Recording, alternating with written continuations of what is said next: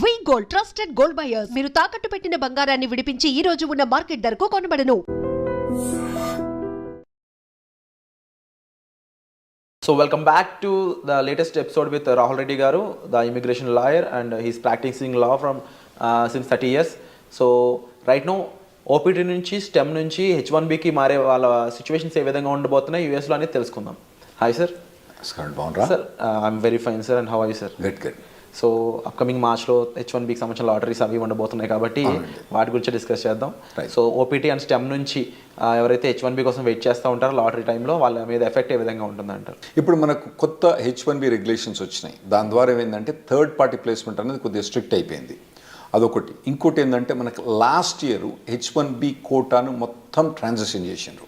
అంటే అంతకుముందు 7-8 years నుంచి ఎట్లుండే అంటే అంతకుముందు 3-4 years ఎట్లుండే అంటే ఒక 10 కంపెనీల నుంచి కూడా కొందరు ఫైల్ చేసిండ్రు, ఫ్రాడ్లెంట్ ఫైలింగ్స్ అయ్యి. అంటే ఒకవేళ కనుక కొన్ని జాబ్స్ ఉంటే 10 కంపెనీల నుంచి ఫైల్ చేసిన ఉన్నారు. అయితే ఇప్పుడు లాస్ట్ ఇయర్కి వచ్చేమటికి ఏమైందంటే నీకు ఒకవేళ కనుక 10 కంపెనీలు ఫైల్ చేసినా కూడా శ్రీనివాసరావు అన్నతను మాత్రం ఒకటే కాబట్టి అతనికి ఒకటేసారి లాటరీ వచ్చే ఛాన్స్ ఉంటుంది. అతని బిల్లుని 10 సార్లు బెటరు.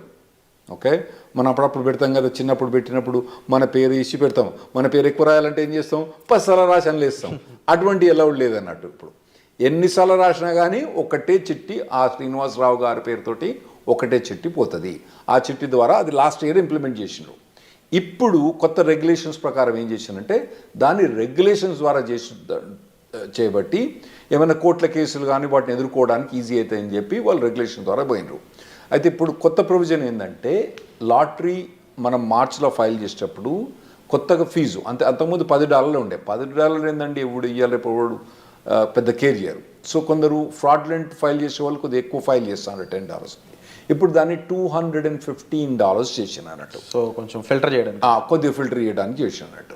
అసలు మేము ఈ రెగ్యులేషన్స్ పాస్ చేసేటప్పుడు మేము ఏమైనా అడ్వైజ్ చేసినామంటే అసలు మొత్తం లాటరీ చేసేటప్పుడు మొత్తం ఫైలింగ్ ఫీజే తీసుకోండి. ఓకే, సెలెక్ట్ అయితే ఆ ఫైలింగ్ ఫీజు ఇవ్వకండి. ఎట్లా మేము కట్టాలి కదా, ఫైలింగ్ ఫీజు కట్టాలి కదా, మేము ఇవ్వకండి అని చెప్పి మేము అడ్వైజ్ చేసినాం. వాళ్ళు ఇన్లే సరే ఏదో $215 చేసిండ్రు. సో ఇప్పుడు కొత్తగా ఓపీటీ నుంచి స్టెమ్ ఎక్స్టెన్షన్ నుంచి ఉన్న వాళ్ళు ఇప్పుడు మార్చ్ అంటే మనకు దగ్గరకు వచ్చింది. ఇప్పుడు ఆల్మోస్ట్ డిసెంబర్ అయిపోతూనే ఉంది. మార్చ్కు మీకు H1B లాటరీ ఉంది. ఇప్పటి నుంచే మీరు కంపెనీ కానీ కంపెనీ HR కానీ కంపెనీ లాయర్ కానీ కాంటాక్ట్ చేసి టచ్లో ఉండి మీరు H1B ఫైల్ చేయడానికి రెడీ కాండి. అండ్ వీళ్ళు ఎటువంటి జాబ్స్ని చూస్ చేసుకోవడానికి స్కోప్ ఉంటుందంటారు ముఖ్య H1B టైంలో? నార్మల్గా అంటే మన వాళ్ళందరూ కంప్యూటర్ ప్రొఫెషనల్స్ ఉంటారు కాబట్టి మనకు 3 types ఆఫ్ జాబ్స్ ఉంటాయి నార్మల్గా అండి. ఒకటి ఎండ్ క్లయింట్ అంటే నార్మల్గా కోకోలా కంపెనీ, లేదంటే నెక్స్ట్ ఇంప్లిమెంటేషన్ పార్ట్నర్, ఈ డెలాయిట్, కాగ్నిజెంట్, ఇన్ఫోసిస్ అని ఇంప్లిమెంటేషన్ పార్ట్నర్ టైప్ ఉంటాయి. ఇంకోటేమో ABC కన్సల్టింగ్ కంపెనీ, చిన్న కంపెనీస్ ఉంటాయి.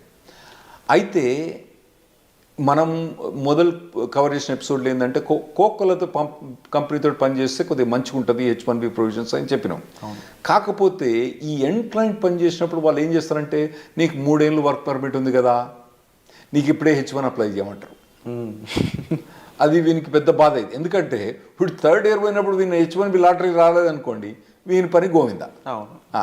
సో అటువంటి వీళ్ళు నార్మల్గా కంపెనీ పోయేటప్పుడు అంటే చాయిస్ ఉంటే మాత్రం మీకు కంపెనీ ఈ ఇయర్ మీకు H1B అప్లై చేస్తుందా చేస్తలేదా అదొకటి కనుక్కోండి. ఎండ్ ఆఫ్ దిస్ టర్మ్ ఎక్స్టెన్షన్లో సార్ ఇన్ కేసు ఎంప్లాయర్ని చేంజ్ చేసుకున్నాం అనుకోండి, అప్పుడు సిచ్యువేషన్ ఏ విధంగా ఉంటుంది? ఎంప్లాయర్ చేంజ్ చేసుకున్నా కానీ ఆ మార్చ్ టైంలో ఫైల్ చేస్తే సరిపోద్ది. మార్చ్ టైంలో ఫైల్ చేయకపోతే సరిపోద్ది. ఇంతకుముందు చెప్పినట్టు ఏంటంటే ఒకవేళ కనుక ఇప్పుడు మనం డిసెంబర్ జనవరిలో ఉన్నారు కదా, మీరు ఇప్పుడు మీ కంపెనీ కనుక మీరు H1B ఫైల్ ఈ లాటరీలో ఫైల్ చేస్తారా చేయరా కనుక్కోండి. ఒకవేళ చేయరని అనుకుంటే మాత్రం ఈ కంపెనీ వదిలిపెట్టి వేరే ఏ కంపెనీ కనుక మీకు జాబ్ దొరికితే ఆ కంపెనీకి పోవడం బెటరు. ఎందుకంటే H1B లాటరీ ఎంత తొందర వస్తే అంత బెటర్. ఎందుకంటే మనం లాస్ట్ 10 years నుంచి చూస్తున్నాం కదా, H1B లాటరీ అనేది కష్టమవుతుంది రావడం. ఓకే, ఇది లాటరీలో రావడం చాలా కష్టమవుతుంది. పోతానా కొద్ది ఇంకా పర్సంటేజ్ ఛాన్సెస్ తగ్గిపోతున్నాయి. మీకు 3 times కూడా మీరు లాటరీ ట్రై చేసుకోవాలి, అవసరమైతే 4 times కూడా మీరు లాటరీ ట్రై చేసుకోవాలి. వచ్చినప్పుడు ఇమ్మీడియట్గా ఫైల్ చేసుకోండి, మళ్ళీ నెక్స్ట్ ఇయర్ పెట్టకండి అన్నట్టు. ఒకవేళ ఈ కంపెనీ ఫైల్ చేయకపోతే మీకు వేరే జాబ్ దొరికితే మాత్రం వేరే జాబ్ తీసుకొని ఆ జాబ్ ద్వారా కూడా మీరు H1B ఫైల్ చేసుకోవడం బెటర్. స్టెమ్ స్టూడెంట్స్కి ఎలాంటి ప్రొటెక్షన్ ఉంటుంది సార్? అంటే ఎక్స్పైరేషన్ ముందు జాబ్ పోయినట్లయితే వాళ్ళకి ఏమైనా ప్రొటెక్షన్ ఉంటుందా? ఏముండదండి, గోయిందా అంతే. ఇప్పుడు H1B ఇప్పుడు ఉందనుకోండి, ఇప్పుడు మార్చ్లో లాటరీ ఉంది, ఫిబ్రవరిలో జాబ్ పోయిందనుకోండి, మార్చ్లో వాళ్ళు ఫైల్ చేయరాదు అన్నట్టు. అయితే కొందరు ఏం చేస్తారంటే ఈ కన్సల్టింగ్ కంపెనీ ద్వారా పోయి ఫ్రాడ్లెంట్గా వాళ్ళకి డబ్బులు ఇచ్చో జాబు లేకున్నా ఫైల్ చేయించుకుంటారు. అవి అయితే నేను అవాయిడ్ చేయమని చెప్తా. ఎందుకంటే మీరు లాంగ్ రన్లో చూసుకోండి, మళ్ళీ కాకపోతే ఇండియాకి వచ్చి మీరు మళ్ళీ H1B లాటరీ అప్లై చేసుకోవచ్చు, కానీ ఇటువంటి ఫ్రాడ్లెంట్ కంపెనీస్ మాత్రం పోకండి. జెన్యున్ జాబ్ ఉంటే మాత్రమే మీరు H1B ఫైల్ చేయించుకోండి. జెన్యున్ జాబ్ లేకపోతే ఎప్పుడు కూడా H1B ఫైల్ చేయించుకోకండి. లేదు, ఇన్ కేస్ జాబ్ పోయింది అనుకున్న టైంలో స్టెమ్ ఓపీటీ మెయింటైన్ చేస్తూ ఎంప్లాయర్ మార్చుకునే స్కోప్ ఉంటుందా? స్టెమ్ ఓపీటీలో మనకు 90 days ఆఫ్ అన్ఎంప్లాయ్మెంట్ అలౌడ్ అండి. సో ఆ డేస్ని అక్కడక్కడ మెయింటైన్ చేసుకోవాలి. అదే అక్కడ మెయింటైన్ చేసుకోవచ్చు. మెయింటైన్ చేసుకొని దెన్ వేరే జాబ్ కనుక హాప్ ఆన్ అయితే అప్పుడు H1B ఫైల్ చేసుకోవచ్చు. కాకపోతే ఈ మార్చ్లో ఈ H1B లాటరీ ఎప్పుడు ఫైల్ చేస్తారు?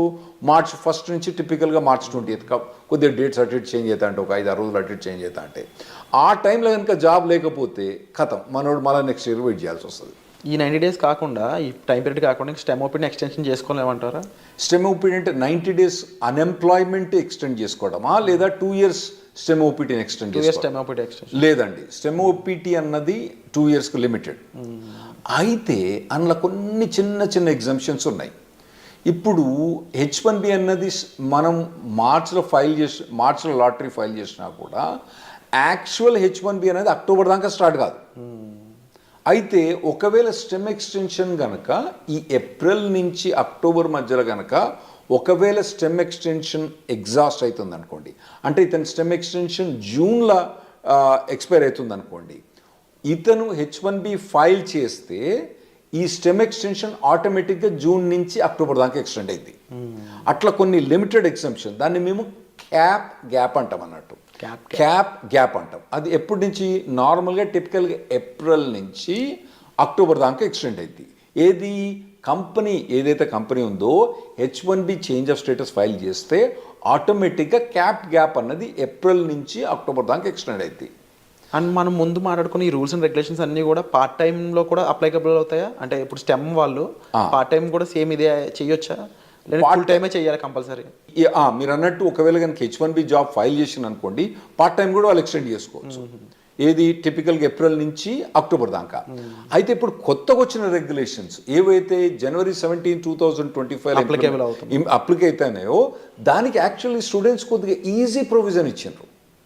కపుల్ ఆఫ్ ప్రొవిజన్స్ ఏమి ఇచ్చిందంటే, ఒకవేళ నార్మల్గా మేము H1B ఫైల్ చేసినప్పుడు అక్టోబర్ 1st డేట్ పెట్టే ఫైల్ చేయాలి, అక్టోబర్ 2nd ఫైల్ చేయొద్దని చెప్పినట్టు. ఇప్పుడు కొత్తగా ఏంది, నువ్వు ఎక్స్టెండెడ్ డేట్స్ అంటే ఇంకా లేట్ డేట్ తోటి కానీ మేము ఒకవేళ కనుక ఏప్రిల్లో మేలో ఫైల్ చేసినా కూడా కొద్దిగా లేట్గా స్టార్ట్ డేట్ అంటే వీని స్టెమ్ ఎక్స్టెన్షన్ ఉంటుంది కదండి, ఈ స్టెమ్ ఎక్స్టెన్షన్ ఎక్కువ వాడుకోవడానికి ఇంకా ఎక్కువ రోజులు పెట్టుకొని, అంటే అక్టోబర్ 1st కాకుండా డిసెంబర్ కానీ జనవరి కానీ స్టార్ట్ డేట్ పెట్టుకొని మేము H1B ఫైల్ చేసుకోవచ్చని కొత్త రెగ్యులేషన్ వచ్చింది. ఇది స్టెమ్ ఎక్స్టెన్షన్ ఉన్న వాళ్ళకు, ఓపీటీ ఉన్న వాళ్ళకి చాలా అడ్వాంటేజ్ అండి. ఎందుకంటే అనవసరంగా 6 years H1B వాడరు. ఇంకోటి ఏంటంటే వీళ్ళకు ఓపీటీ స్టెమ్ ఎక్స్టెన్షన్స్లా వీళ్ళకు 7% ఇన్కమ్ ట్యాక్స్ రిబేట్ వస్తుంది. H1B పోయినప్పుడు రాదు. అంటే దాన్ని యాక్చువల్లీ ఇన్కమ్ ట్యాక్స్ అన్నాము, సోషల్ సెక్యూరిటీ అంటాము. ఆ సోషల్ సెక్యూరిటీ అన్నది వీళ్ళు కట్టని అవసరం లేదు. సో ఆ ఎగ్జామ్షన్ కూడా ఇది వీళ్ళు ఎక్కువ వాడుకోవచ్చు. ఆ ప్రొవిజన్స్ కూడా ఇచ్చిండ్రు. ఇంకోటి ఏది స్టార్ట్ డేట్ లేట్ చేయొచ్చు అని ఉంది కదా. ఇంకోటి నేను ఏం చెప్పినా, స్టెమ్ ఎక్స్టెన్షన్ కానీ ఓపీటీ కానీ ఏప్రిల్ నుంచి అక్టోబర్ దాకా H1B ఫైల్ చేస్తే ఆటోమేటిక్ అక్టోబర్ దాకా ఎక్స్టెండ్ అవుతుందని చెప్పిన. దాన్ని క్యాప్ గ్యాప్ అంటాం. దాన్ని వాళ్ళు ఏం చేశారంటే క్యాప్ గ్యాప్ అన్నది అక్టోబర్ దాకా కాకుండా ఏప్రిల్ అంటే మళ్ళీ నెక్స్ట్ ఏప్రిల్ దాకా వాళ్ళు ఎక్స్టెండ్ చేసినట్టు, అంటే దాదాపుగా 1 year ఎక్స్టెండ్ చేసినట్టు. ఓకే. కాకపోతే దాని కిటికీ ఏంటంటే ఈ క్యాప్ గ్యాప్కు H1B అన్నది ఫైల్ చేయడం కంపల్సరీ. చేసిన వాళ్ళకి మాత్రం లాటరీలో సెలెక్ట్ అయ్యి H1B ఫైల్ చేసిన వాళ్ళకే ఈ క్యాప్ గ్యాప్ వర్తిస్తుంది. అంటే ఇప్పుడు తర్వాత ఈ క్యాప్ గ్యాప్ ఎక్స్టెన్షన్ కూడా H1B లాటరీలో సెలెక్ట్ అయ్యి H1B ఫైల్ చేసిన వాళ్ళకే ఈ క్యాప్ గ్యాప్ అన్నది వర్తిస్తుంది. అంటే ఈ ప్రొవిజన్ నార్మల్గా తీసుకొచ్చిన అవసరం ఏం పడిందంటే, H1B నార్మల్గా 5-6 మంత్స్లో అప్రూవ్ అయిపోద్ది. లేదంటే మనోడు ఎక్కువ పైసలు కట్టేస్తారు 3 వారాలకే అప్రూవ్ అవుతుంది ప్రీమియం ప్రాసెసింగ్కి. కొత్త అడ్మినిస్ట్రేషన్ వస్తుంది కదా, కొత్త అడ్మినిస్ట్రేషన్ అప్పుడు ఈ కొత్త అడ్మినిస్ట్రేషన్ కొత్తదేం కాదు, అంతకుముందు ఉన్నదే.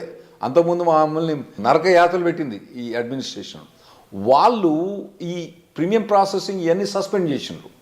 అయితే ఇప్పుడు క్యాప్ అనేది అక్టోబర్ దాకానే, ఇదివరకు పాత రూల్స్ ప్రకారం అక్టోబర్ దాకానే ఎక్స్టెండ్ అయ్యి అక్టోబర్లో H1 అప్రూవ్ కాలేదనుకోండి, ఇడు జాబ్ చేయకుండా కూర్చోవాలి. అప్పుడప్పుడు పెద్ద కంపెనీలు ఏం చేస్తాయి, జాబ్ చేయకపోతే పో నీ H1 తీసేస్తాను తీసిపో, జాబ్ తీసేసిపోతాడు. అప్పుడేమవుతుంది, నా గరక నా ఘాటక అవుతాడు వీడు.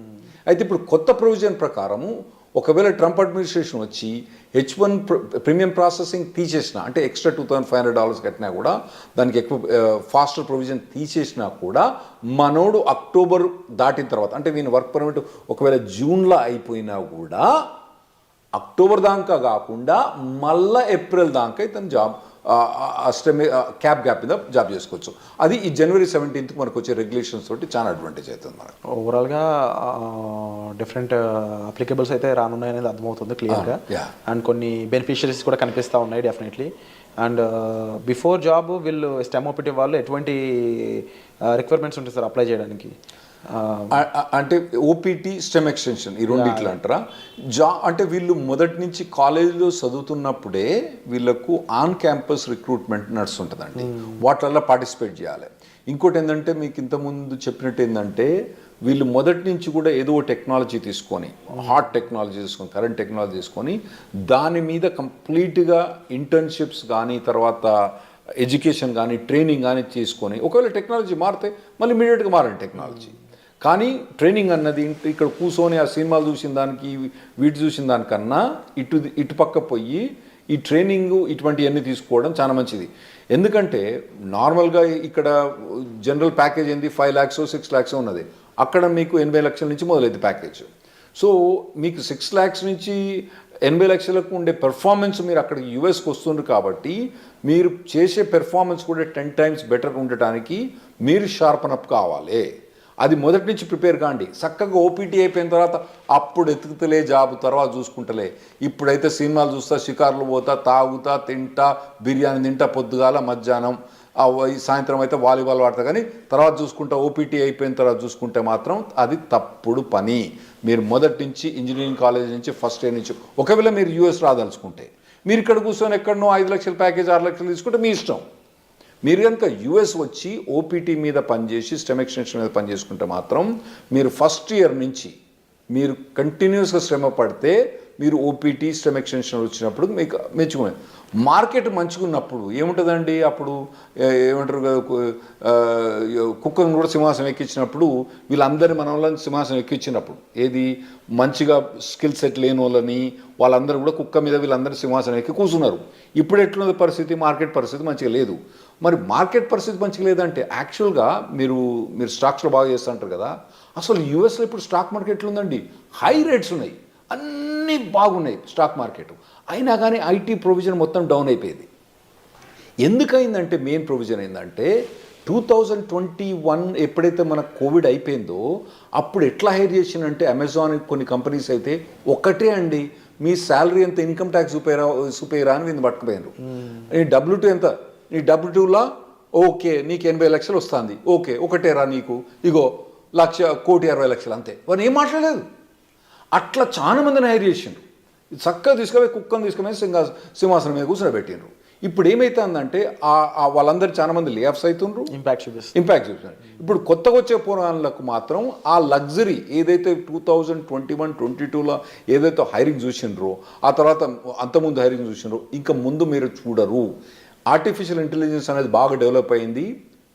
దాంతో ఏమవుతుందంటే ఈజీగా ప్రోగ్రామింగ్ అయిపోతుంది. కాబట్టి మీ జాబ్స్ అన్నవి చాలా కష్టమవుతాయి. మీరు మొదటి నుంచి ప్రిపేర్ కాండి. స్పెషల్గా మీరు యూఎస్ రాదలుచుకున్న వాళ్ళు మాత్రం మొదటి నుంచి ప్రిపేర్ అయ్యండి. మీరు ఇక్కడనే ఉండి చిన్న చిన్న జాబులు చూసుకుంటే మీ ఇష్టం. అక్కడ కనుక మీకు హై లెవెల్ జాబ్ కావాలంటే అక్కడ లో లెవెల్ జాబ్స్ ఉండవు. ఎందుకంటే వీళ్ళకి జాబ్ ఇవ్వడానికి వీలుండదు అక్కడ. ఏది ఓపీటీ స్పెషలిస్ట్ స్టెమ్ ఎక్స్టెన్షన్లా వాళ్ళు తీసుకొచ్చి $5 $10 జాబ్ ఇవ్వడానికి వీల్లేదు, రెగ్యులేషన్స్ ఎలా చేయవు కాబట్టి వీళ్ళకి హై లెవెల్ జాబ్ కావాలి. కాబట్టి ఆ లెవెల్ జాబ్ కావాలంటే మీరు ఇప్పటి నుంచి ప్రిపేర్ కావడం better. Wonderful sir. So latest updates కోసం చూస్తూనే ఉండండి. అండ్ చాలా విషయాలు అయితే మనకు రాహుల్ రెడ్డి గారు చెప్పడం జరిగింది. సో మీరు వీటిపై ఏమనుకుంటున్నారు, మీ ఒపీనియన్ కామెంట్ సెక్షన్లో మెన్షన్ చేయండి. And thank you so much for the wonderful. Thanks అండి.